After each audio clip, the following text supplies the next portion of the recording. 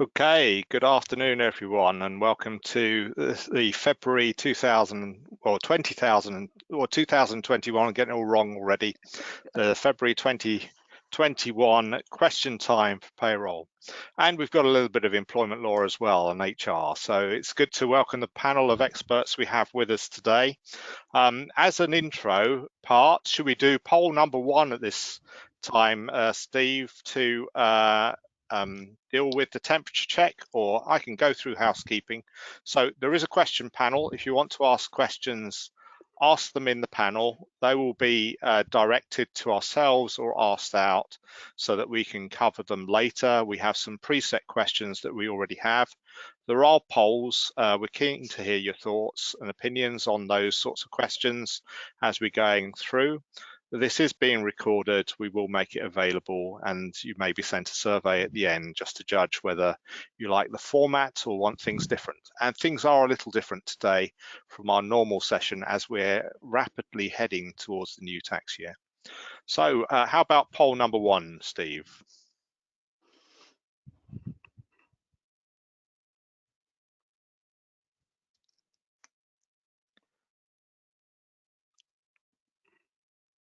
Here we go. How is everyone feeling this month from a payroll compliance point of view? I actually think it's from a general point of view. So how are you feeling this month? Are you feeling more positive than you felt last month, same as you felt last month, or less positive than you felt last month? We're just judging, see how things are under the current pandemic conditions. Yeah, a few more seconds. The percentage of voters is going up nicely.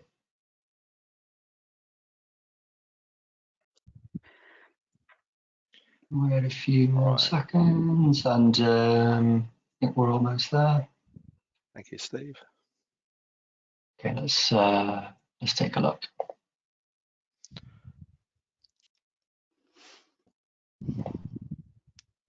There we go. So same. So the majority are feeling the same as they were. Some are feeling more positive, not so many feeling less. Any thoughts from what the panelists on how you think the temperature check's looking on that sort of basis? Any comment you think you want to raise there? How are we feeling? I think there's a bit of a sense of this is never ending going on. That's certainly what we're finding in our business. Our pulse survey showing people are a bit exhausted with it all. Yes. Indeed. We want to, it's that time of the year where we look ahead normally, traditionally, to summer holidays, to something more on the horizon, and that need to look forward to something, I think, is an important one. So the fact that we're experiencing Groundhog Day quite literally in February doesn't surprise me. Are we all ending up going down to Cornwall together for the summer? Gonna go with the health minister, who's breaking all the rules by all accounts. All right. Thanks very much, Steve. Should we go to the next slide for us, and we'll continue.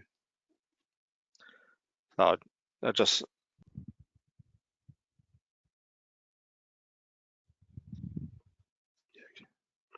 looks like we're a bit frozen on the slide at the minute. It should be the disclaimer slide showing. At the moment, I'm still seeing the quick poll. There we go, that's it. So yes, just to remind you, the presentation does not provide definitive answers to individual queries, and in some places takes views on matters which are uncertain. It is not intended to be relied upon in any specific context or a substitute for seeking advice, legal or otherwise, on a specific circumstance, as each case may be different.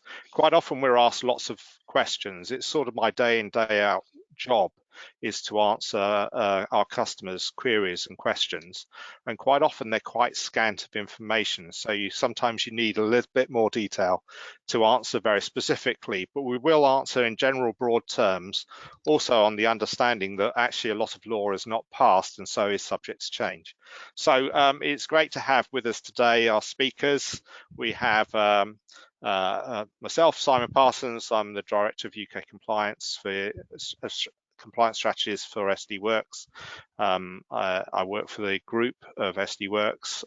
My boss, as it were, is in Antwerp, or Belgium. We then also have Kirsty. Do you want to tell us a little bit about yourself, Kirsty? Hi everybody, I'm Kirsty Rogers. I'm an employment partner at DWF, and I also lead the Manchester office, which is about 1,000 people in it, so we're always interested in how we're looking after them, and I am the head of ESG, or sustainability. Sure. We had the good fortune, I guess, of about this time last year presenting together on a presentation ourselves together, and we'd never met before then, I don't think. But I feel like I know you very well, even though we still haven't actually met, Simon. Sure. Well, yes. And then we have also John Keeble. Do you want to introduce yourself, John, and what you do? Yeah, thanks, Simon. I'm also an employment partner based in Liverpool, which I have to say is delightfully sunny today, although I haven't ventured out, so it's probably freezing. Sure. And then we also have with us Lou Gray, who I've known for a number of years. Lou, tell us about yourself. And great to see your sort of storyline the other day. And do you want me to plug that you're standing as a candidate for the CIPP Oh yes, go for it. directorship? Yes. Right. Tell us Thank about you very yourself. much. Lou. Hashtag vote Lou. That is a great hashtag, you have to admit. Hi everybody, my name is Lou Gray and I'm head of transitions and operations in EY Absolute, based in Belfast. There's a team of 12 of us there, and we also have a team in India that's growing of about 5, and it's a managed payroll bureau service, so it's really everything that you're dealing with. And as Simon has kindly said, I have put myself forward for the board of directors for CIPP, and I already have chartered status. Thank you. Well done, thanks. And Sam, Sam Mann from Armstrong Watson, do you want to? Hi everybody. Yes, Samantha here from Armstrong Watson Payroll and Employee Services. I've just recently moved to the team, and I work there in a training supporting role. I think I've got to that age where I can be a mentor, a coach, and hopefully engage people with my love of payroll. Hashtag absolutely vote Lou Gray. The CIPP, of course, is a Chartered Institute of Payroll Professionals. I'm a member. The board is very important, but the members are even more important. And we have a whole range of membership options. So I would encourage you, if you haven't already got a professional body representation, then please consider the CIPP. I got a bit of a promotion in there. Well, that's right. We've gone That's into where lobbying. yeah, I was thinking that's where I get the majority of my letters after my name from, isn't it? From the CIPP. Yeah, so the Master of Science and the fellowship is all relating to them. Right. Okay. Should we go to poll 2, Stephen, if we may? No problem. Let's have a look. And actually, yeah, we got a question as well. Yes, this is about next week, Sam, as well. Maybe you can tell us a little bit about next week. Well, it's payroll giving week, which is this week, actually, the 8th to the 14th of February. And it's the first time, 2021 sees the first of hopefully many years where payroll giving will be celebrated. Now it's interesting because this seems an odd question, but when I was looking back, research published recently shows that actually there has been an increase to the donations given through payroll giving. So I'm hoping to see a yes here in terms of an increase in donations being made through the payroll. I'm also a charity trustee, so I know we are very reliant on charitable giving, and we are pleased to see that our members have really kind of stepped up and supported us this year. So this is a question really close to my heart. So during the pandemic, has your payroll giving scheme seen an increase or decrease in donations being made through payroll? So you can tell us whether you've, yes, that's true or no, or you don't operate one, or it's remained about the same. At SD Works, we actually have our own charity called the Payback charity, which helps disadvantaged children, usually disabled children, near our offices, and are seen as a big part of our well-being amongst our people, is to help those in the neighbourhood. All right. Okay, so some have. Sam, any thoughts? Wow, 54%. I mean, it's nice to see that 11% have seen an increase and 15% have remained the same, but that 54%, please, I know there's a lot going on at the moment, but please consider how your employees can support their favourite charities through payroll giving. Payroll giving enables the deduction to be taken from pay before tax is calculated, but not before national insurance contributions have been calculated, and enables an employee to use the tax system to boost the giving that they make to charities. So yes, no, interesting results. So you'd need to sign up with a payroll giving agency, and there's a whole long list of them available on gov.uk. So I'd encourage people to take a look and see whether that's something they could roll out within their organisation. Okay, thank you, Sam. Now, our question discussions around the topics shown on the slide here for today. During this discussion, I think we could go to the next slide, Steve. During this discussion on the changes for April 2021, there are various tables that will just automatically display. So we're not telling you what the tables and the values are and what the changes are about. Our discussion is more broad than that, but you will see a variety of changes come up. For example, the SSP weekly rate rise, etc. And these are available. If you went to the sdworks.co.uk site, resources, there's tools, payroll resources. There is actually a published guide which gives all the tables that are affecting us from the 6th of April. So now we thought April 2020 was a very strange change of year for payroll. Some aspects of employment law changes were potentially overshadowed by the coronavirus pandemic. What do we know about April 2021? And I'm going back to you, Sam, actually, on that. If that's right, what do we know for April 2021? And there's some speculation this morning that tax won't increase. Well, indeed, and that we know the budget's on the 3rd of March. We have our fingers crossed that there won't be any significant changes. It will be interested to see if we hear any further news on the future of the coronavirus job retention scheme. I, for one, am hoping that we don't have a resurgence of the job support scheme being mentioned, but and it would equally be very nice to hear whether or not the job retention bonus would be on the horizon. But back to more business as usual subjects, we know that the national living wage will be increasing modestly this year, but more importantly, the age range by which you are eligible for the national living wage, which is the higher rate, is coming down to 23 from 25 for pay reference periods beginning from the 1st of April. So that's important, and it's important for employers to be thinking about now if they haven't already started to be thinking about, particularly if they operate a salary sacrifice scheme for any non-cash benefits, for example, pensions. They need to be revisiting that scheme, as they should be doing every year, to ensure that their employees who are being paid on or around the national living wage, national minimum wage rates, aren't kind of coming out of the scheme. So that's an important part.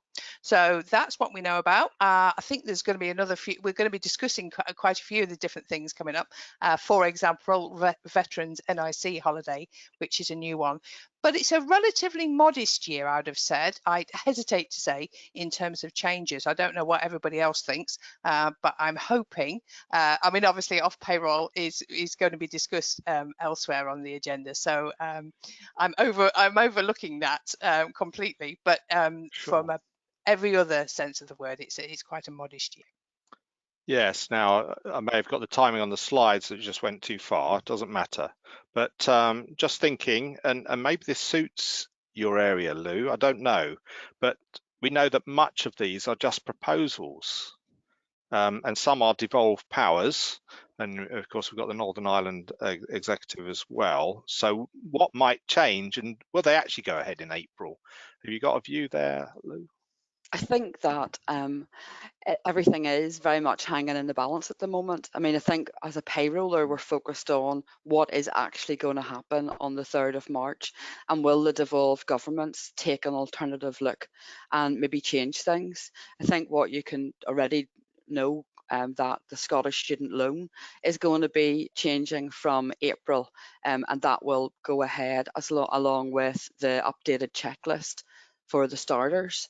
In relation to the devolved governments, I mean, if you have to judge them, you're going to be judging them on how they've dealt with the pandemic is the only way that you can do it. And, you know, maybe one or two of the countries have done it one way and another going an alternative way. So at the moment, I think it's very hard to guess what they're going to do.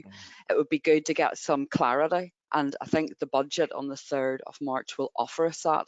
I think that what we need to be concerned about is if there is any big changes or they do deviate from anything, is will our software be able to be ready on time, and do we know and understand? Because whilst Sam has said it is a modest year, on top of the changes we've already faced, it's actually just keeping abreast of everything and making sure that you have the evidence and that you understand fully what actually is happening, and sharing that with your stakeholders and your clients and your employees.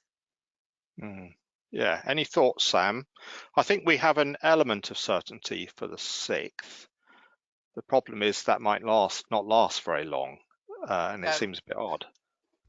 No, it does seem odd. You're absolutely right. I mean, I think, I mean, we discussed this very recently. I mean, the information that's been put out there now is to enable software developers to update their software in time for the new tax year. But as we saw last year, there were changes that came through that needed to be implemented from the 11th of May, I believe, which is a real sort of step back in time to back in the days when the March budget would initiate changes mid-year. So indeed, and of course, as Lou mentioned, we've got the Plan 4 being introduced this year, which is another change brought about as a result of devolved nations within the UK, and seeing how that impacts upon the operation of student loans is an important one, making sure you're abreast of how that's going to impact. The starter checklist has been updated to take account of that change, but has it been published yet, Simon? I was having a look at it. Didn't I didn't seem to find it on gov.uk.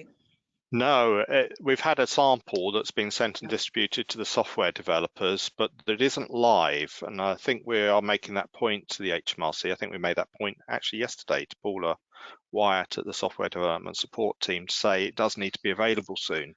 Now, there may be a fear that the new starter checklist, if they do it too early, will get used too early. But actually, even if you answer the questions too early, it would result in the same thing. So there isn't actually a risk or a problem. You could actually start using it now. It's just a plan 4 would not be a plan 4, it'd be a plan 1 until the new year. But the employer could handle that to a certain extent if they know. So it's a pity. And so just as a recap there, we do have certainty for the 6th of April in accordance with the information we have from HMRC. So the changes notified and put in the table are going to happen for the 6th. That, as Sam's mentioned, if anything comes out in the budget, the HMRC have indicated it would come along a little later and then maybe retrospective back.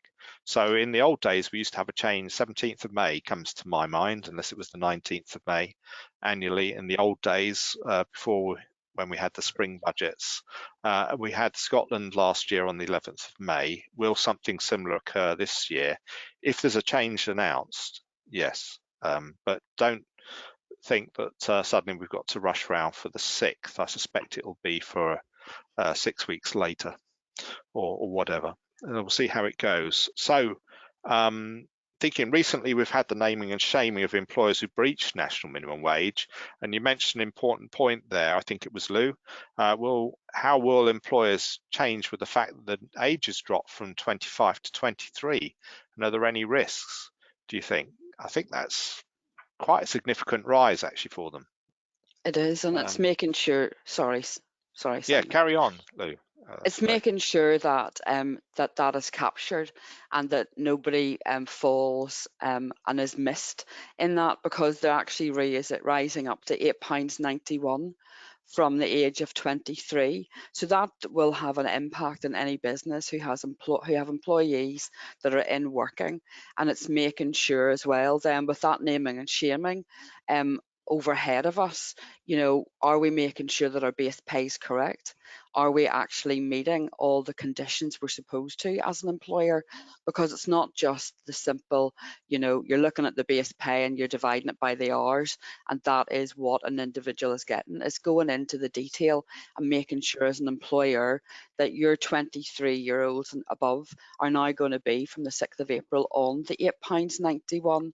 Because the naming and shaming was the naming and shaming of everybody, regardless of a simple mistake or whether it was done on purpose. And I think that's something that will have to be considered, you know, whenever we're moving forward for employers, especially in the financial world that we're living in at the moment, where there's a risk to people's jobs and there's a risk to business. We want to ensure that nobody is called out in error.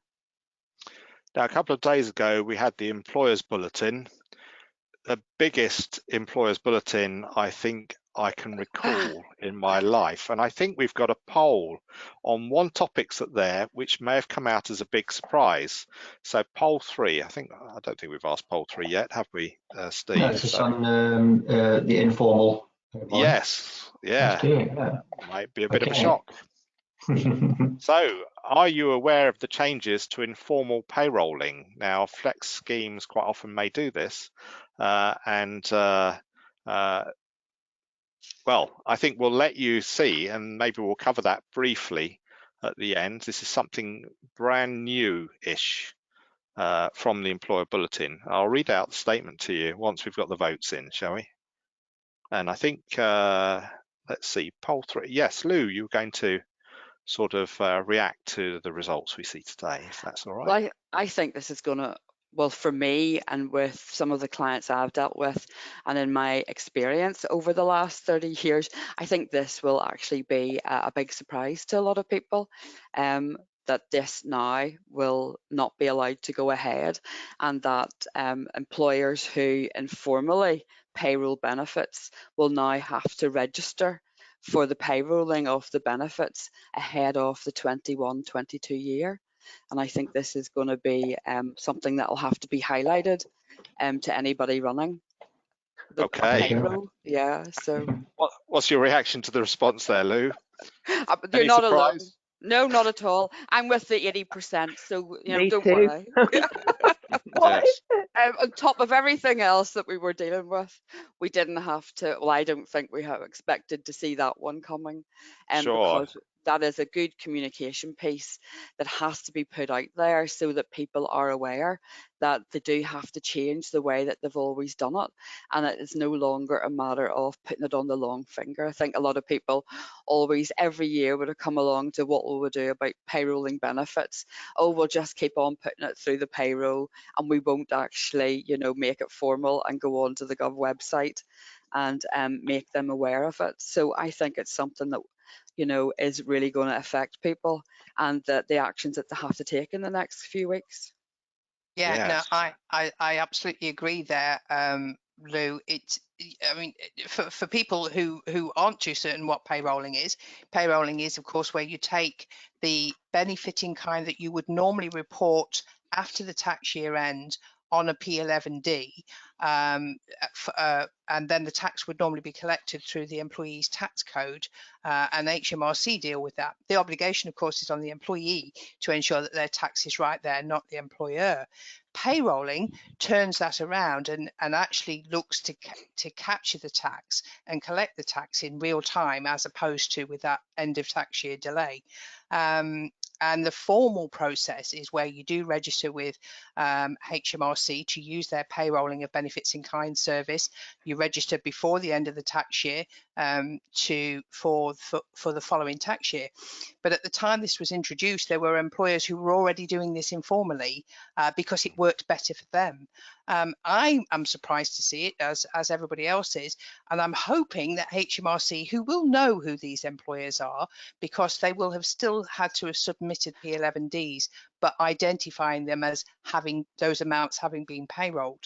So I'm hoping that they will have contacted the employers in advance to give them good warning. But I was personally thinking that it wouldn't happen until loans and maybe even living accommodation was also included in the formal payrolling process, and that, to my knowledge, has not happened. That wasn't in the employer bulletin, so I don't think that's happening from the new tax year.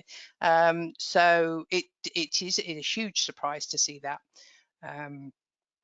So sorry, I rambled on a bit there, but yeah, No, huge. no, that's great, Surprise. Sam. In fact, I'll read the statement out, and it's that the employer's bulletin was 22 pages if you print it. It was Um, HTML though. It was HTML and big text. Well, of course, because it's got to be able to be read by an 8-year-old. I think that's what they tend to say.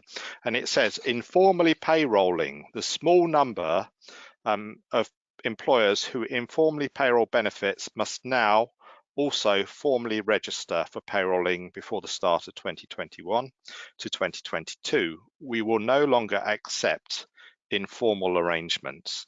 Now, my fear actually is that a lot of people have been payrolling and haven't been doing the P11Ds on an informal basis because they've always done it that way and haven't realised. So do HMRC actually know who they are? And that's the challenge. The other aspect is, I've just had a flash. I don't know if Kirsty and John know. I've just seen a flash that gender pay gap reporting has been suspended for this year. Yeah, that's not really a surprise. It looked like it was going that way, didn't it? But well, it would be a daft year to report, wouldn't it? Yeah. Yes, I think it was anticipated after the previous suspension that this was probably going to happen. Sure. Okay, if we return back to the slides, I think we're going to go into, unless there are any final comments there, but I think it's quite a read, the employer bulletin. We've picked on sort of the red flag items. I think there are a lot of orange flag items in there as well, or yellow flags. Sure. Yeah. Now, is it worth, Simon, we had a couple of questions in. Shall we field a couple of those? So I have one here on furlough. It's coming from Gemma. Thank you, Gemma. Do you think HMRC will factor in national minimum wage changes for furlough in the future? For example, apprentices who were first years at the start of the pandemic on $4.15 per hour, so being paid 80% of this wage, essentially when being placed on furlough, again means furlough pay is still based on 2019 to 20 first year rates. Which that was quite lengthy. It's sitting in your chat box, Simon. Anyone want to pick that one up? Yeah, I think we can all give a view on that one. Yeah. Yes, Sam, did you want to speak? Well, I think we can give a view. Do we think that they should? Yes, possibly. Do we think that they will? No, I don't think so. Not if they're not doing it now. If it's not already, if it's not captured within that relevant period for making the calculations, I think, as it stands, given that furlough is due to end on the 30th of April, I think it's unlikely that they'll change. Having said that, Rishi is probably listening to me speaking and thinks, right, okay, we'll prove her wrong. but do I think they should? I think they should have been taking that into account, but they've not taken other pay increases into account, and I think it would open a big can of worms. So that's my thought on that. So I open it up to John and Kirsty. Do you have a view? I think the view they take is that if somebody's off on furlough, they're not working, so the same rules of national minimum wage don't apply. So it seems to fall out of the loop of the governance on national minimum wage.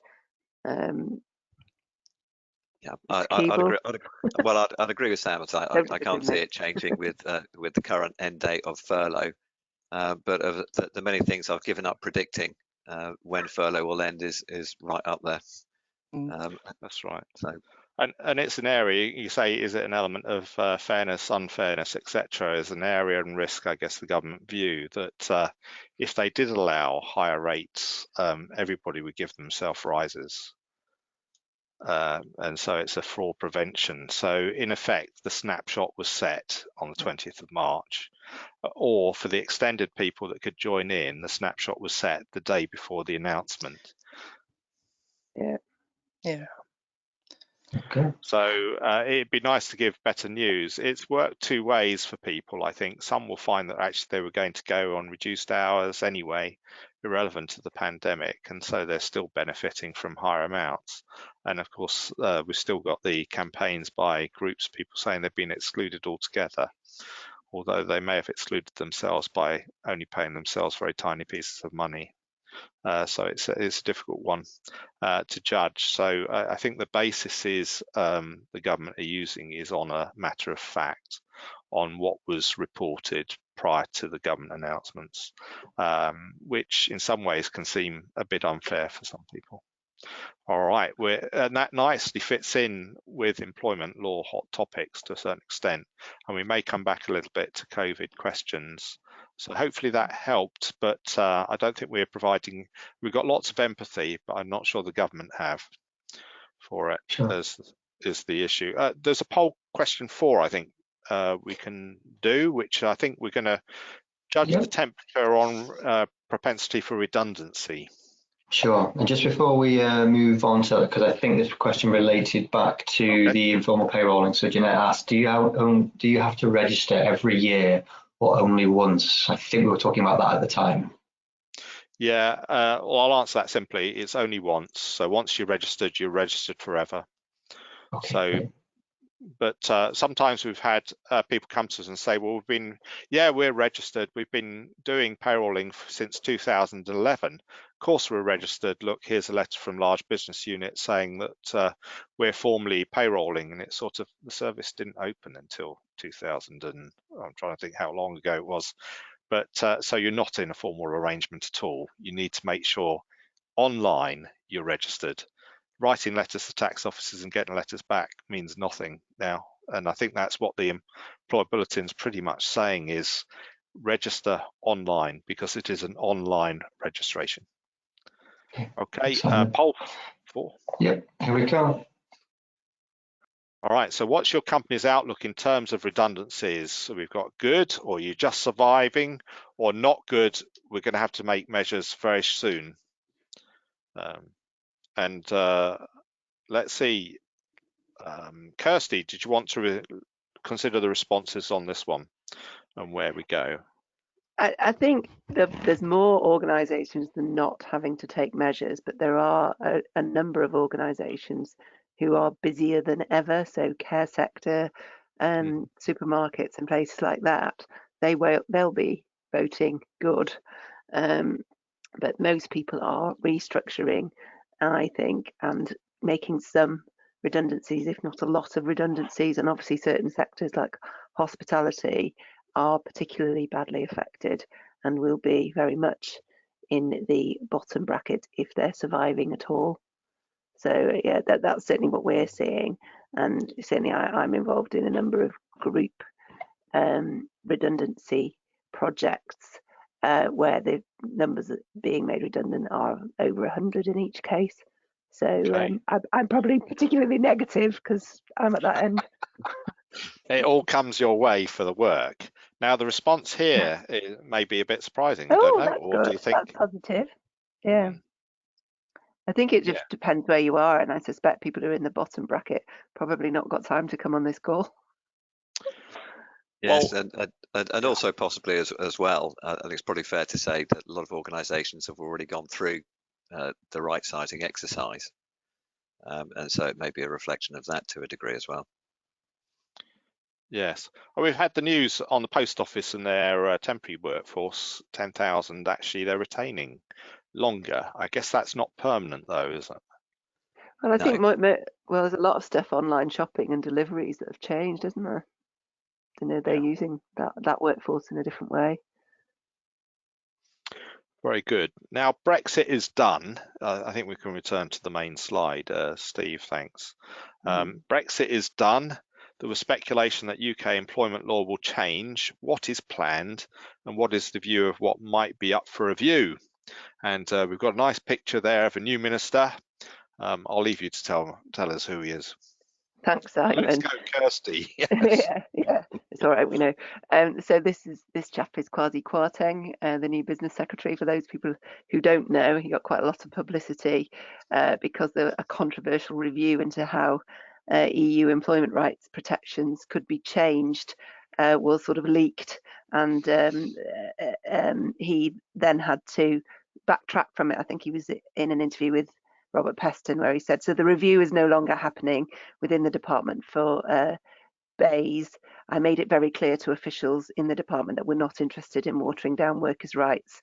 I can't have been more clear about this on a number of occasions, he says, and I've repeatedly said that Brexit gives us an opportunity to have higher standards and a higher growth economy, and that's what officials are focused on. However, last week, he confirmed that his department was going ahead now with the consultation with business leaders on EU employment rules, including the Working Time Directive. So not quite sure how those two things sit happily together, but there is definitely a review, and you'll probably remember, but I will remind you, some of the things that we expect will be areas of change. Firstly, discrimination law, and we are seeing more discrimination cases than ever before, not just from employees but also from customers, and that there is a feeling that employers will look for a cap on discrimination claims.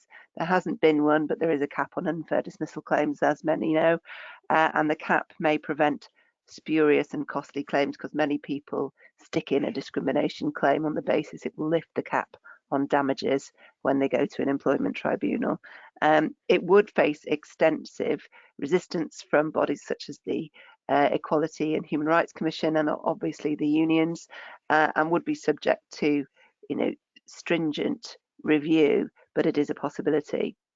One of the other areas that we think will be challenged is TUPE, and the government might wish to ease the burden on TUPE, not altogether, because in this country it's actually been higher than the European rights. It's more gold-plated, but has provided certainty.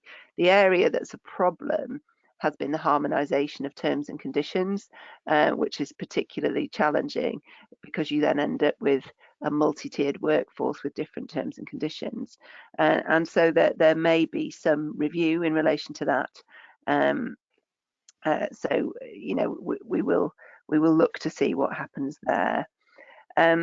Collective redundancies is another issue. The retained European law on consultation is difficult for UK businesses, not least because there's been quite a recent European decision in relation to consultation saying that the 90-day period of consultation should be considered forwards and backwards. So given the changing nature of organisations and the ongoing consultation at the moment and the change to structure of many businesses, this would mean that businesses are consulting all the time.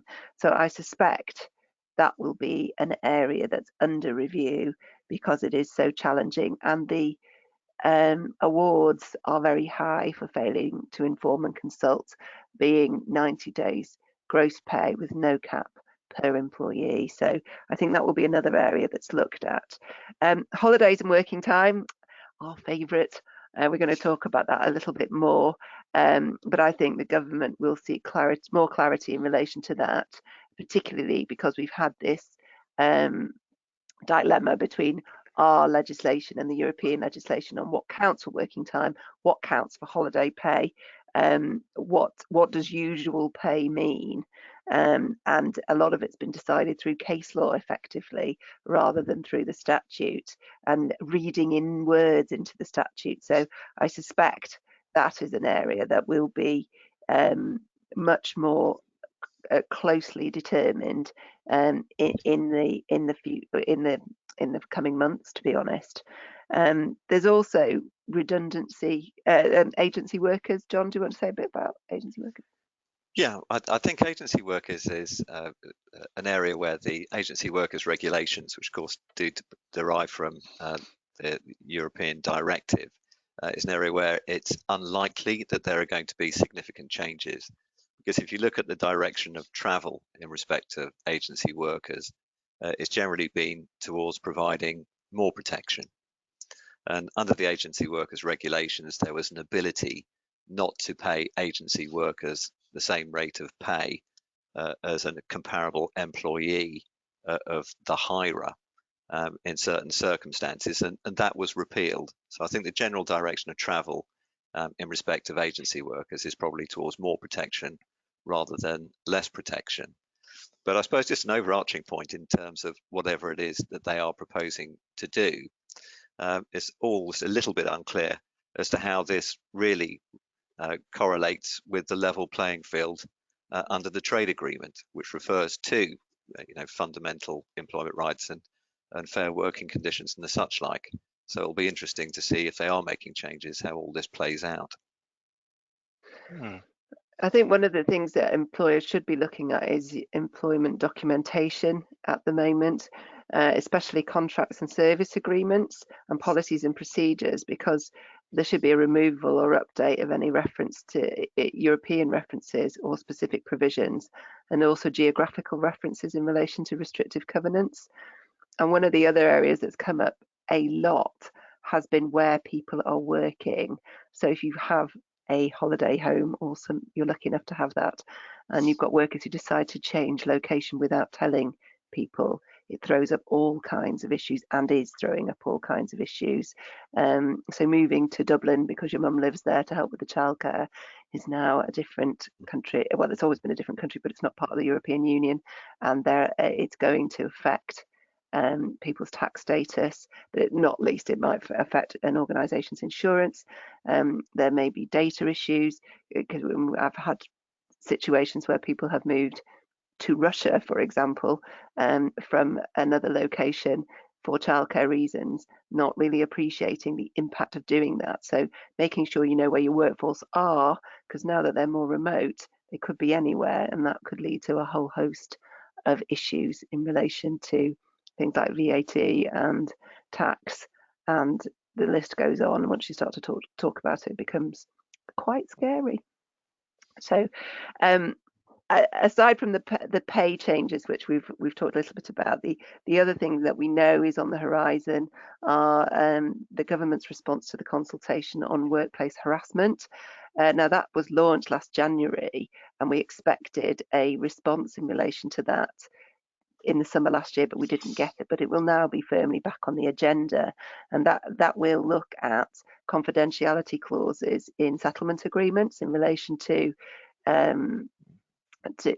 bad behaviour and exits from organisations, and the ability to gag anybody in relation to that. It will also potentially extend the time limits for pursuing sexual harassment claims, because the evidence shows that actually it takes somebody who's subjected to harassment a lot longer than 3 months, which is the current time limit, to come to terms with it, let alone pursue a claim. So there could be some far-reaching changes in relation to that. We are also expecting a change on the employment law hearing structures. Obviously not something that this audience particularly interested in, but I think there's going to be lots of change. And there is consultation on the measures to extend the ban on exclusivity clauses in contracts to cover those earning under the lower earnings limit, and that consultation ends on the 26th of February. And again, the other thing that's in consultation is reform on post-termination non-compete clauses. And again, that closes on the 26th of February, big day, 26th of February. That they're asking about whether you should have post-termination non-compete clauses, and if you do have them, and somebody has left your organisation, should you still continue to pay them at maybe half rate if they are signed up to these restrictions? Now that's obviously a massive change, but I think it's meant to encourage freedom of workers movement, really, and to try and restart the economy. So that's an interesting change, particularly for those of us who are advising on whether the current restrictions are even enforceable. It's obviously off payroll, but I'll let you talk about that a bit later, John. So. Yeah. Now, that kind of leads me into something that I've seen over the past few days. I don't know if Luke saw it, but there was some questions asked on social media about employee being placed on furlough that had gone through a training scheme, and they are under obligations to pay 100%, 75, 50, depending on leaving, but they've been on furlough for some months, and so they've resigned and gone on, and the employer thinking they can recover the training money they spent on them. Any views there? Would those sorts of contract clauses be enforceable for someone where actually they're not actually giving them any work or prospect of work, or even they may be under threat of redundancy soon? I think it would depend on the circumstances, wouldn't it? But if you're giving them training and there's a clause that says if we give you training and you then leave, and you'll have to repay it, they're generally enforceable if, because that's what the clause says. We've paid for your training, we've given you something. If we don't then get the benefit of it, we can reclaim it back. Yes, generally that they are enforceable, provided, of course, it correlates to the cost of training, and other aspects of the clause are reasonable. And there's a national minimum wage issue as well, isn't there? Yes, there is, because it would reduce minimum wage pay. Yeah, no, that's all great. So I have another furlough question here, actually, if that's okay. Yeah, so sure. Furlough question, please. We have put staff on furlough on 14th of January this year. Last time anyone was on furlough ended October 20. What salary should the 80% calculation be based on? As the Gov website says, it should be based on usual wages, but you mentioned a snapshot of March. Would you be able to clarify? So, Sam, did you pick up the detail there? Can you want to comment? Well, you might be on mute, Sam. Sorry. I'm on mute. Sorry, the dog was barking in the background. So I muted myself. Yes. I missed the beginning of that. Stephen, could you Sure. just repeat that? Because I missed the when the employee was I've also just sent it into your inbox as well, which might be easier, but I'll read it out again so everyone's got the detail. So we put staff on furlough on the 14th of January 21. Last time anyone was on furlough ended October 20. What salary should the 80% calculation be based on? Mm-hmm. Well, are you okay with that, Sam? I mean, I can lead in a little bit. There are two elements, and it depends whether they were reported on RTI in March 2020. If they were, then it's the pay period before then. If they have employed since March 2020, then and meet the criteria up to the 30th of October, then it's a different calculation. Sam, sorry, did you want to carry on there? Yeah, no, I would agree with that, Simon, because I was just thinking through what the guidance was saying, what the guidance says about sort of when you were on an RTI submission, and so yes, I don't know whether we're looking at fixed or variable pay. That isn't clear, but the period that you would be using, I would say, would be the we're looking back to the last year. We're not looking to the October pay. We're looking to the pay you. No, you carry on, Simon, because I've just confused myself with. Sure. Anybody else wants to come in there? The answer to the question is, when you put them on furlough, it's got absolutely nothing to do with anything. I think that's the basic facts of it on the calculation. The basis is, when did you report them originally? And if they're on the payroll in March 2020, it's the original snapshot point. And there is a misuse of terminology. So quite often they don't actually use the term of usual salary. They do use the term of usual hours, but they don't mean usual hours. The reference of the term usual is relating to what they're getting, not what the contract says. So there's a subtle difference. So it is a reference salary you're looking at. What is that reference salary? It's set by the rules if they're employed in March 2020 to the basically February or March pay. That is the reference salary, and it doesn't change. And usual hours, what's usual hours if they're contracted to 15 hours? Well, if they normally work 25, although their contract says 15, usual hours is 25. And so again, it goes to the snapshot point in February, March, or an average for the 1920 tax year. All right, the fact that you're furloughing them in January makes no difference. Now, there is a difference for newer employed employees who came on later, who couldn't originally qualify for the original scheme, but qualify under the extended scheme because they're reported up to the 30th of October. And the calculation is slightly different. So it's based on an average from the point of them joining through to the point you furlough them. So I think it's an element of, there are some questions to ask to factor in what applies, but don't think because you only furloughed them for the first time in January, that lets you off the hook. It doesn't. It doesn't matter whether they're furloughed or not. The importance is, when did you originally report them for the snapshot decisions, I'm going to call it. Lou, do you want to say anything on that one? This is sort of a regular one that people kind of throw around as well, isn't it, in the Q&As we see. Very much so, and I think it's very much grasping that snapshot of that pay at that time. And I mean, very often you are going back to March and using that as the reference period that you're then establishing if somebody what their furlough pay is, and it's understanding that detail. And it's only if circumstances have changed between then and October is then, to me, is when you start to look at the October. Yes. Hopefully that helps. I'm not sure that's always the answer that people want, and I think we see that on our social media sort of interactions as well, that people sometimes don't like the answer given. However, I just say a response saying that's really helpful, thank you. So, but I do have one more question on furlough. Then we've had a whole bunch of questions on gender pay gap, which we'll come back to. But a question on furlough: which reference period should be used for the furlough calculation for April 2021? The previous year obviously looked at the 1920 tax year or earnings in the equivalent month in the previous year.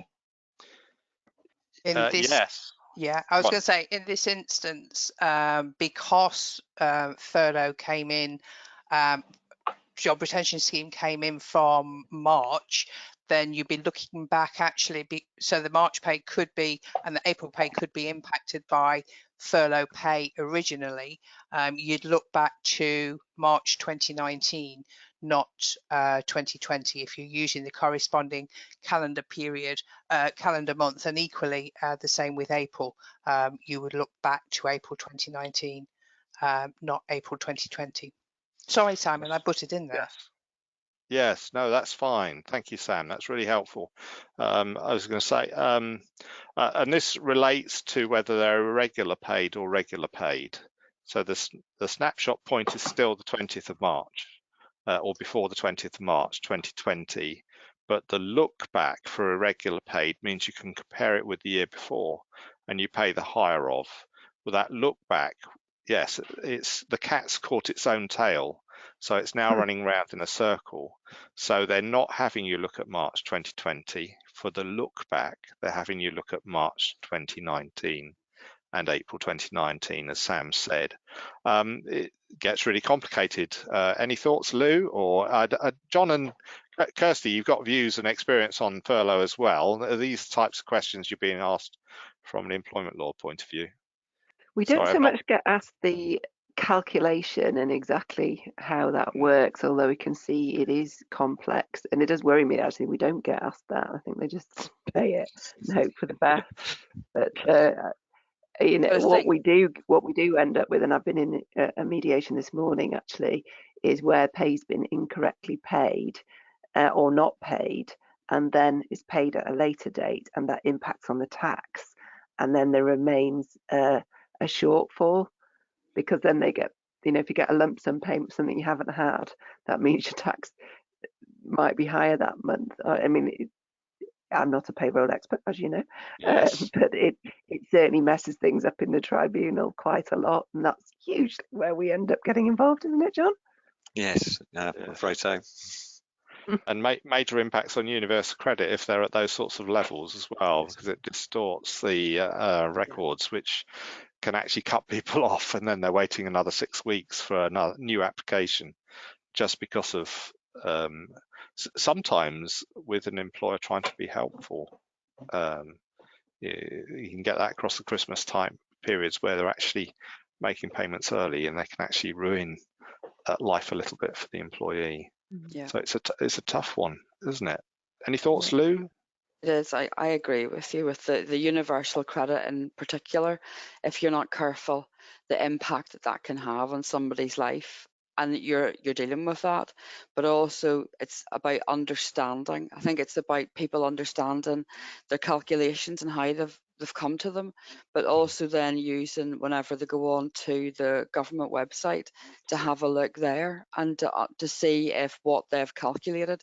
I think my concern is that sometimes whenever people do share their calculations on their spreadsheet, it's looking back at a different point in time, and it's then looking back to try and help people look at the legislation or the information shared, for example, in January, compared to they're still basing it on calculations that maybe are relating to September. And I think that's the matter as a payroller and working in the finance team, of understanding the period and the legislation at that moment in time. But you're right, Simon, it does have a huge impact on, individuals' lives. All right. Anything else there, Steve? You think? Yeah, there's one. So multiple questions on, asking the same thing on gender pay gap. We would like to know where it's been published that the reporting has been suspended. I think that's fresh news, so we'll have to clarify that one because that was come through as a ping, unless John or Kirsty, you've seen something as well. But I think there's something certainly circulating on the news feeds. Whether we've got that officially is a different matter. Seen it on feed, but I mean, there's been speculation that 2 days ago. Yes. 2 days ago, they were saying they were going to suspend it. I'd read that just in the Guardian, to be honest, but it's under criticism because it's only been running for 4 years. So, and we didn't have it last year, so we don't have it this year, and that's a problem. And the concern is that women have been indirectly, disproportionately impacted by the pandemic. So that actually it's going to get worse, and then we won't have visibility on it either. But a lot of this is speculation at the moment. Yes. So I think it's a question of watch this space to the questioner. That's rumbling. But this morning there was I think there's been an article in the Telegraph saying that all the tax changes have been cancelled. There is nothing official to say that at all. And actually the announcements, as far as we're aware, go ahead on the 6th of April. If the budget comes out and takes them back, that will come along later. So yes, so you're getting things live as they happen here on Question Time, and it's always worth verifying. Okay, so holiday pay was one of those areas we looked at as a bit getting it wrong, and I think we've heard a little bit from you're seeing that as well. Some of these rules have been around for 20 years, but employers still seem to be struggling with it. However, I'd probably say, Sam, the guidance from Bayes is overly complicated. Any thoughts on holiday pay from your angle? Indeed, I think holiday pay is particularly with the extension to the reference period from 12 weeks to 52 weeks last year. I think as Kirsty mentioned earlier, it's an area that's been a touchy subject for a long time. I think largely because you still have a lot of legacy thinking when it comes to the calculation of holiday pay, and the fact that the Working Time Directive introduced a legal right, whereas previously there was only ever contractual rights to paid leave, I think means that many employers still find, okay, now we kind of know the rules, so we don't need to look at the guidance. When they find themselves needing to look at the guidance, it's not straightforward. That 52 weeks reference period doesn't necessarily equate neatly with a monthly pay reference period. And I know this is something that you feel strongly about, Simon. And I think also then when you start to take into account the modern workplace, which has very variable ways of working, there isn't a 9 to 5 working environment sort of, like job for life situation going on anymore. People work very different work patterns, and those complicated work patterns, whilst BASE has attempted to cover them in their guidance, I don't know that it's necessarily hit the mark. Well, and you probably hear me say a few times, it's almost one of those calculations where you do need a TARDIS to achieve it. So Doctor Who might be able to do it if he's flying around, but Daleks and Cybermen may get in the way of doing it. And of course, it's different in Northern Ireland, Lou. You're still on the 12-week average method for those under a Northern Ireland contract, as opposed to Great Britain. Yeah. I know, which just adds to it. I mean, I suppose part of my issue is that I work with more UK businesses. So we have very few Northern Ireland businesses in the business that I work in. But I do know that previously that did have an impact. And it also depends, of course, on a company policy and what they decide to do. So it's getting what a client would want and what policy they want to follow, as well as the guidance that they're supposed to follow. But calculating on the 52 or the 12 was never a straightforward calculation that was easy to work, especially if you had fortnightly paid or even the monthly paid. I mean, it was working that calculation out to give you the best figure. Yeah, I think one of the most frequent questions we probably see going around is, or statements often they are, is, of course, 0 hours workers don't accrue any holiday rights, especially on furlough. And I think there's an element of, is that true? And, well, I know what my answer is.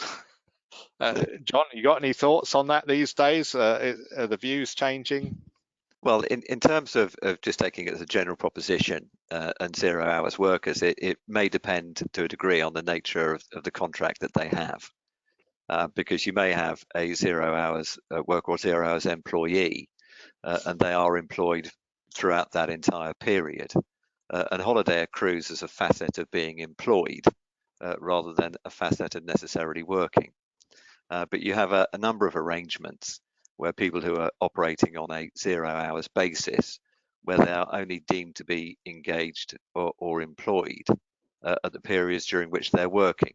So there can be a distinction between the nature of the contract that you're working under and the accrual of holiday.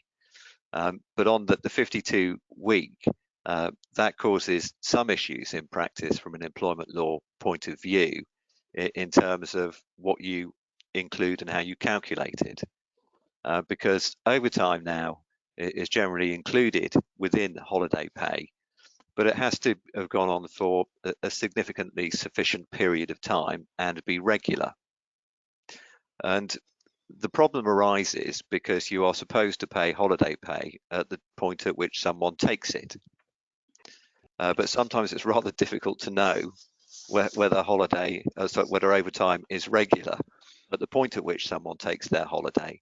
And it's an easier exercise to carry out once you're looking back 52 weeks. Because you could say, looking back over this 52 weeks, if you've done 12 periods of overtime in a 12-month period, that's sufficiently regular, then you can all take all of that into account. So it does create some issues for employers in assessing whether you should be including overtime or not at the point at which someone actually takes their holiday. And it was easier to do it by way of retrospective look back, but that's probably not strictly compliant within employment law. Yeah, because you've got that aspect, if I'm taking next Wednesday off, I should get paid for next Wednesday. But the fact is, the earnings that are counted aren't based on the earnings paid up to Saturday, which is tomorrow. It's what I would be paid. And of course, the overtime I've done this week might not actually go in February's pay at all. It might go in March or even April's. But that pay would potentially count for my holiday I'm taking next Wednesday. And so hence my frequent comment about this is where we need a TARDIS to actually calculate this, so we can actually time travel or go back into Jules Verne's type literature. Okay, we've got a poll 5, I think, Steve, which relates to off-payroll workers, IR35, which is another hot topic around. That's right, yeah. But we had a couple more questions in on furlough, but I wonder, because I appreciate there's other stuff on the agenda, what we might be able to do is follow up. We're coming back to COVID-19 latest after the off payroll section. Maybe you could take those problem. Then. So let's have a look at the next poll. Here we go. So, are you prepared for IR35? It's a simple temperature check. New laws coming in from the 6th of April, and it's a question of yes, we're prepared, or no, you're not, or what is IR35? That seems to be one of the most popular answers, I think, sometimes. So, John, this is one of your specialist areas as well. So, I think, are you going to respond, yes, or even talk about? I'll be responding. Yeah. Okay, so we're just over 70% voted. So I'll do a few more seconds, and we'll take a look at the results. Okay, let's take a look.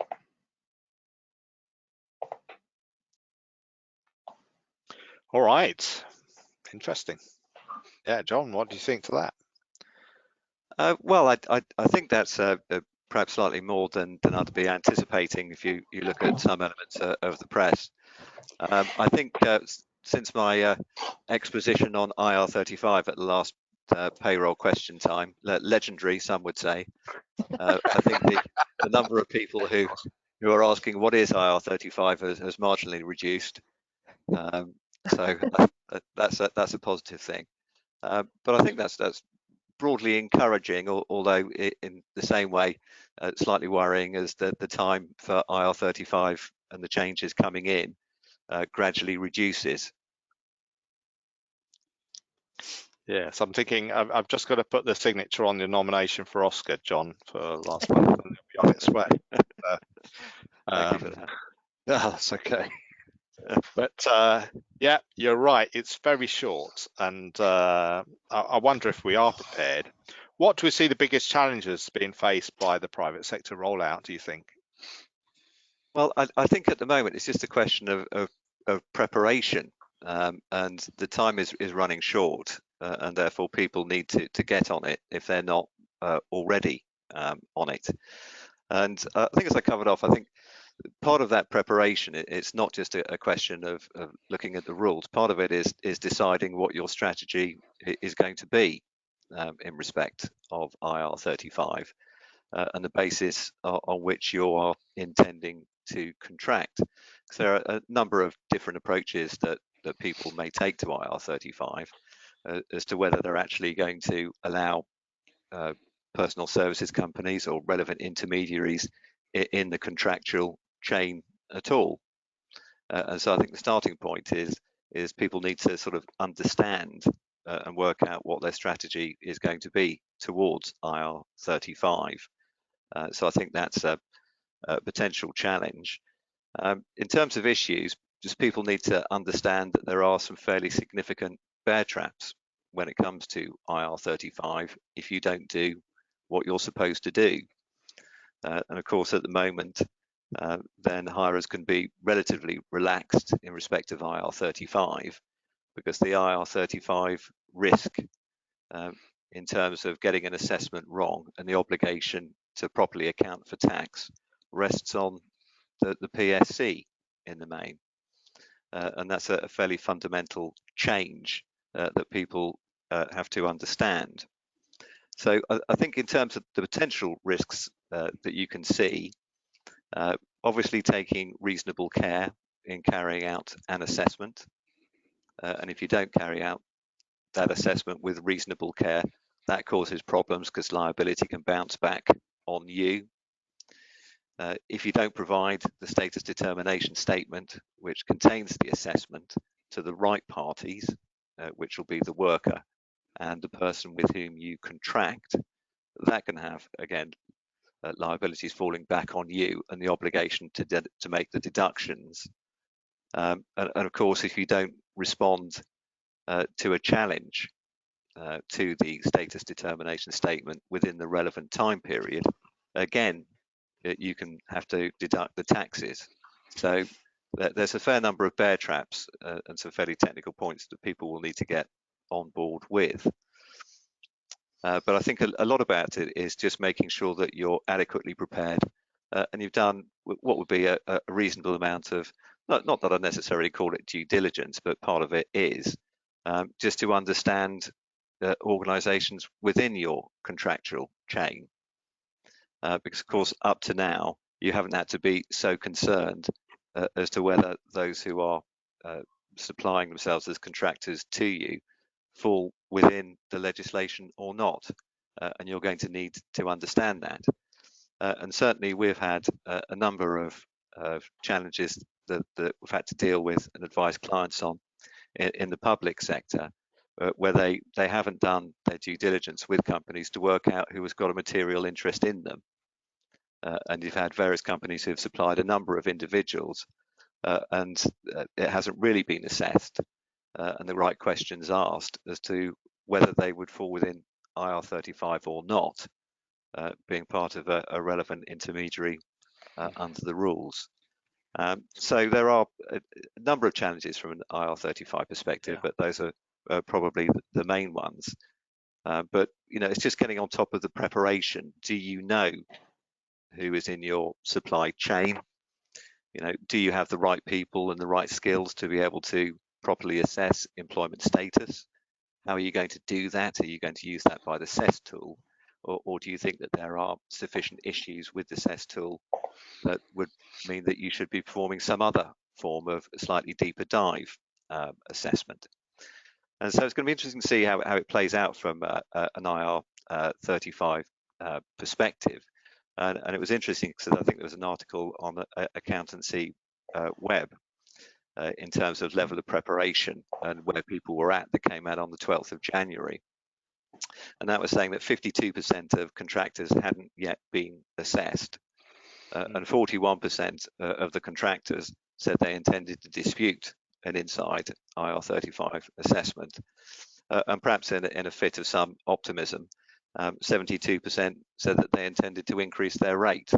But whether they'll be able to achieve that or not is a different matter. So I'm right then from what you're saying, John, that ignorance on the engager or the client actually works in the favour of the contractor, because the contractor doesn't have the liability, the client does. Yes, well, the responsibility to assess whether IR35 applies or not rests solely on the client. And to a certain extent, from a contractor's point of view, well, there's a downside to that because the client may assess them as being inside IR35. Sure. But if the client does nothing and doesn't assess, that's problematic for the client because it can assume the responsibility of fee payer in those circumstances and therefore have to make deductions, which I'm anticipating that a significant number of clients are not going to want to do. So the "I didn't know" isn't a good defence at all. Yes, I think that's right. Generally, throughout my career, I didn't know hasn't generally been the first defence that I've relied upon. If I've got to that stage when I'm representing someone in tribunal, I know I'm in trouble. So, thanks. Now, I think we've put a couple of slides in to help on the payroll sort of aspects of this, because a lot of the projects I've seen tend to be a bit finger pointing. So you've got probably 4 different parts of the business that are involved in the IR35 process, all pointing at each other, saying it's their job. And I think there's an element of it's a bit of all of their jobs, and they're all sort of the 4 pieces of the jigsaw and need to fit. Otherwise, you haven't got a jigsaw complete. Would that be fair, do you think, John? Because I think there's an element of, I don't think payroll will necessarily be doing assessment. They won't know the contractual arrangements, but they will be deducting the tax and NI. Yes, look, Steve, sorry. Also, just while you're responding to IR35, I'll mention a couple of questions and maybe we can fit all this together into the same response, if that's okay. So I've got a question, what information needs to show on RTI for a person that falls within IR35? Do you require date of birth, address, like you would for a normal employee? So that's one.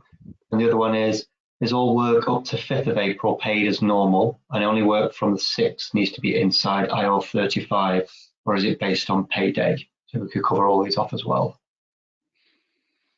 Yeah, and Sam may be able to comment on some of those aspects as well. I'm not sure if, John, you kind of deal with the employment side, but Yes. unless you want to have a go. Go, John. No. What I was going to say in respect of your point that there's various touch points. That the answer is yes, and you're right. There's various bits of an organisation that's going to have to pull together, because it may not be HR that's totally aware of all contractors who are being supplied. Equally, it's likely to be HR that is going to take responsibility for assessments. But equally, it's payroll who's going to have to be dealing with it. So it is important that all elements of an organisation are joined up in ensuring that there's a coherent approach to IR35. Sure. So, so there's going to be amounts that have to go through the payroll for someone who's judged to be in IR35 for the relevant employer that's got to comply with the law. They'll need to pay amounts that are subject to tax and NI, and they're going to need to pay amounts that aren't, because the VAT of the invoice won't be subject to tax and NI, and any expense related to the provision of the work doesn't either. So I think there's an element of, on your payroll side, what do you need? You need pay elements that are taxable and deniable, and pay elements that aren't. That's what you need for the payroll aspect. Sam, there were a couple of questions in there from Steve, and one of them is answered here. Well, I could take that bit. Is there is an RTI marker, field 208, off payroll worker subject to 2020 rules. That needs to be set if they're an actual off payroll worker.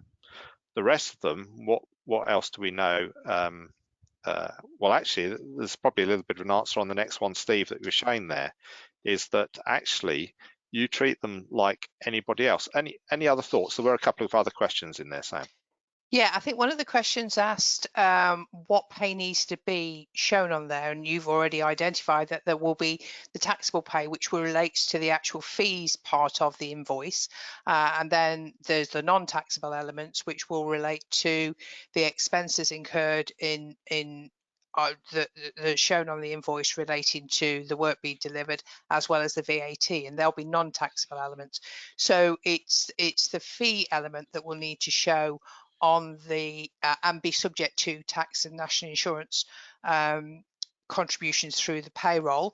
There was another question, and I can't remember. Timing, I think, of when work's done and invoices. That was it. Now, this is where we've actually seen a change since the introduction for the public sector. And this change came about probably about this time last year, because, of course, we had the general election. IR35 very much became a hot topic for all of the political parties. And so one of the changes that was brought in was to when the liability began. And so, as we heard confirmed by HMRC yesterday, it is for work performed from the 6th of April, as well as the invoice. So there's those two elements. Whereas if you delivered through the public sector, you would have been thinking, well, when's that invoice, when's that invoice being issued, as opposed to the work. But whereas now we're looking at when the work started, when the work began, as well as the invoice. So there are two answers there, because I think the public sector law continues if you're public sector and it's a public sector contract. If it's private sector, it's different. Is that fair to say? Yes, the public sector obligation is already there. That's live. I mean, there are a few tweaks and changes with the public sector in the new tax year, but the public sector obligation is already there. So that's sort of ongoing. So the rest of you, Lou, I don't know if you want to come in there and make any comment on IR35 from yourself. Any thoughts on the information? I think it's a matter of, I mean, as already been said by John, that it's a number of teams working together to make sure that they have the information. And it is important then that if somebody's identified, that they do complete a new starter form so that that information can be put onto your payroll software, and to remember to tick the flag for an off-payroll worker so that that's identified on your software for your RTI submission. I think those are all important points to remember. Yes, no, that's spot on. Thanks very much, Lou. There was some under the public sector that you always operated BR. I think we've still got a conflict a little bit with the online guidance, haven't we, Sam? Yeah. And what HMRC Technical are saying on their webinars, because potentially they're saying you just treat them the same as any other employee, whereas in the old days, they used to be saying you mark new starter declaration C, BR regardless. They've stopped saying that now. Well, I was going to say, I think if we look at gov.uk, that guidance is still consistent. I think the reason for that is the assumption being that the primary employment for these deemed employees, because they're not employees, they are deemed employees, their primary employment is either with the personal service company who they have a vested interest in, or through the intermediary that they're being provided through.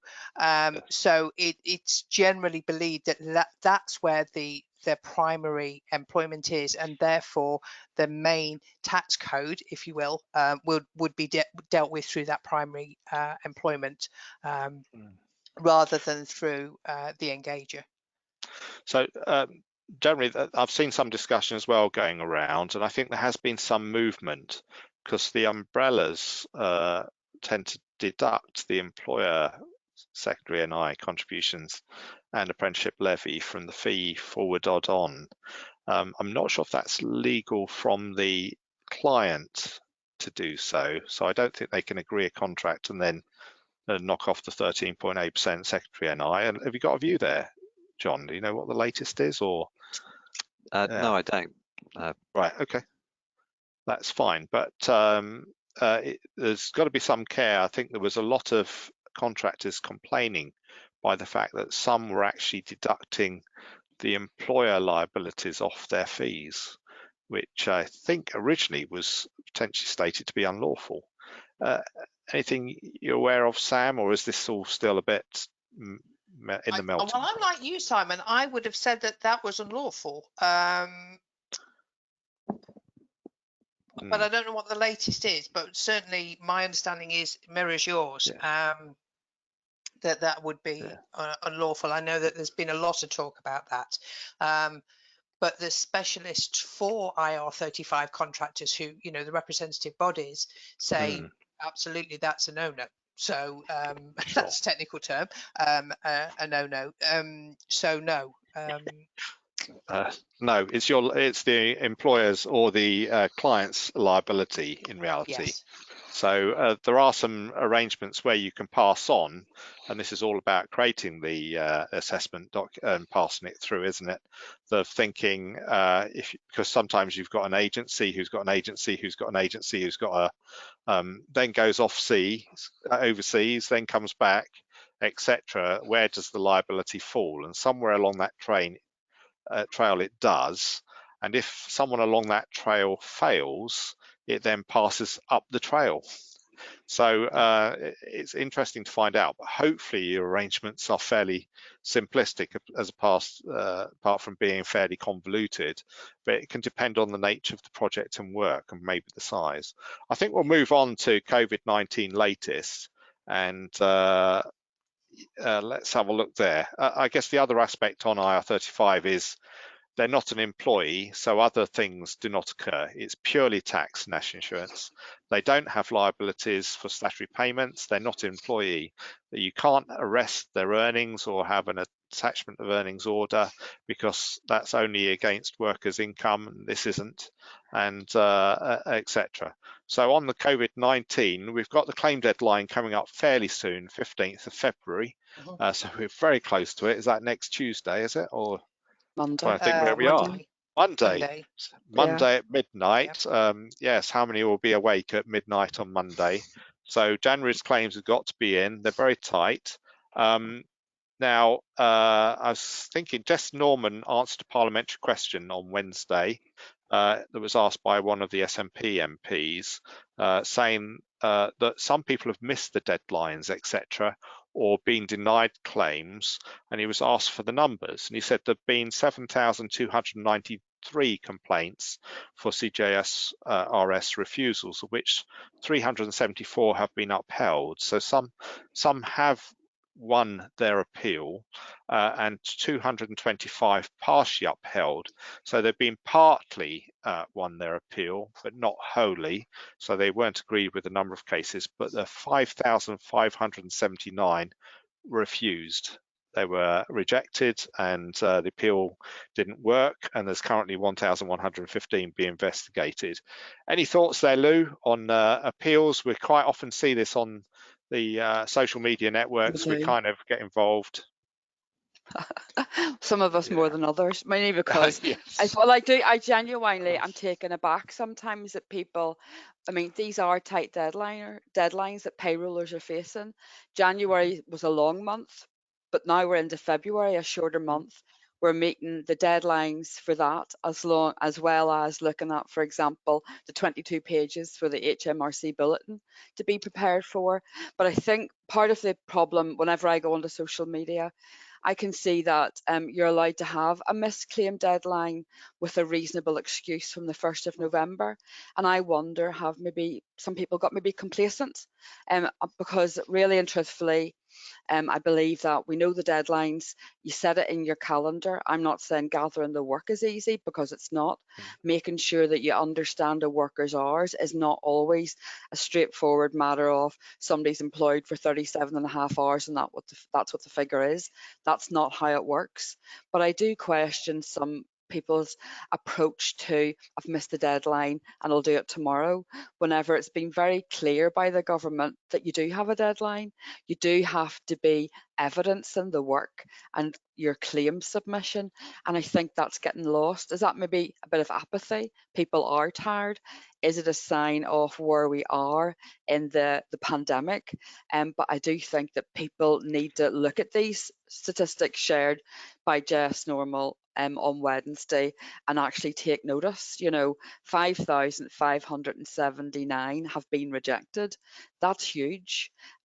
So sometimes being able to say a reasonable excuse mightn't be agreeable with what the government have. And I think it's very important that we remember that. Yeah, now you had some questions, Stephen, I think, which related to the COVID-19 and furlough. Do you want to? Yeah, that's right. And just conscious, obviously, at the time we're coming towards the end, what we will do as well is publish the Q&A after this anyway, when we send the follow-up communication. So we'll make sure that everything's covered off and everyone's got a documented version of of what we've responded with. So we had one on furlough. As we need to look back at February, March 20 pay, our employees got pay rises in April 20. So therefore, the 80% claim back would be less than their normal salary they're actually on now. Trying to double check that this is correct. Yeah. Simply yes. Yeah. Otherwise, we could all have given ourselves 200% pay rises. Yeah. I think it's important to clarify that the reason for this is that from the point at which Rishi, the Chancellor, announced the job retention scheme, the people who were the fastest off the blocks, and I know I've said this before, it sounds boring, but are the criminals. They were the criminals. So there had to be that cutoff beyond which you didn't sort of take account of those increases in figures. But as was made, the point was made earlier, at the end of the day, people aren't working. So the furlough is for time outside of work, not for time working. But it's a comment and a question that's been asked consistently since the job retention scheme was announced. It seems unfair, but there had to be a starting point. It is a bit of a worry that employees are asking that, though. That would suggest that they haven't signed an agreement, which is a requirement. So probably need to check that they did understand that, they did agree, because that was a condition. Yes, and those records that HMRC are likely to ask for. Yes. At the end of this. Well, definitely will ask. Yes, because they will audit eventually. So even if it's in the normal 6-year cycle, they say, oh, did you do that furlough stuff 4 or 5 years ago? Can you show us your records and your agreements? Don't be shocked if you don't have them if they ask for the money back, because they might. And that's the thing. So it's make sure it was correctly put in place at the time. And where there's been and also where there's been changes, that updated agreements have been provided. So flexible furlough and things like that. It is a worry. People are asking about it because they should know. Well, yeah, I'm finding a lot of payroll professionals are being actually pestered to actually increase the amounts. I don't know if Lou's saying that, but I think as accountancy service professionals, that then falls into potential anti-money laundering obligations, because potentially the employer is committing a crime. So there's an element of thinking what's going on, and actually do you have obligations if you are offering payroll services to them, because you do have obligations under AML law. We've got a poll. Steve, do you want to go on to our last poll that we can squeeze in to see? I think we're asking what we think our biggest risk areas are. So what are your biggest risk concern moving forward? So, and these may influence some of the topics we cover, but also what's of concern to you as employers? Okay, so we're going to leave that running for a few more seconds. IR35 is obviously a hot topic, and just while we're waiting, we have a few more questions here on IR35. Sure. Given where we are, I think we'll because we're at past. If we provide responses to all of these to everyone who's attended, we'll send responses to all the questions documented so everyone can take a look at them. Sure. Well, thanks a lot to all the panelists that have joined us today. If I don't get to say it before we finish up, it's been really great. Okay, interesting. Any thoughts, Kirsty? It's final. Possibly not surprising given where we are on timescales and the audience, but obviously Sir John Keeble has told you all what to do. Shouldn't be worried. Yes. I know, but it's one thing being told, it's another thing actually putting it into operation. And I think Lou said it, and she called it in terms of that need for communication between the different body, the different people who are going to have to be involved to deliver this successfully. And if you're a payroll bureau, that one of those people is your client. So there's a lot of different individuals in this that will make it a success or otherwise. So it would be fair to have it as a concern. And I think also the minimum pay. Yeah, go on. That's something that everybody has to be aware of and make sure that as a business that you're actually paying the minimum pay. I think that's very important and not to be underestimated. Yeah, I think most of the clients, most of the employers that were named on the naming list were probably shocked to find out that they were paying under minimum wage. Yeah. Well, I think also as well, a lot of those the breaches on the name and shame, they're all quite historic, and a lot of them appear to be minor technical breaches rather than very much else. What there definitely is an increase in governance on compliance across the board, and I think that will apply to skilled workers as well. The checks on people following Brexit, as well as national minimum wage, as well as IR35.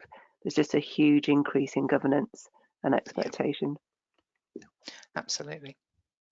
Okay, well, thanks a lot, Steve. Do you want to wrap up, or we'll say thanks for joining us today on the Payroll Question Time. We look forward to seeing you again on the 5th of March. Registrations will be open next week.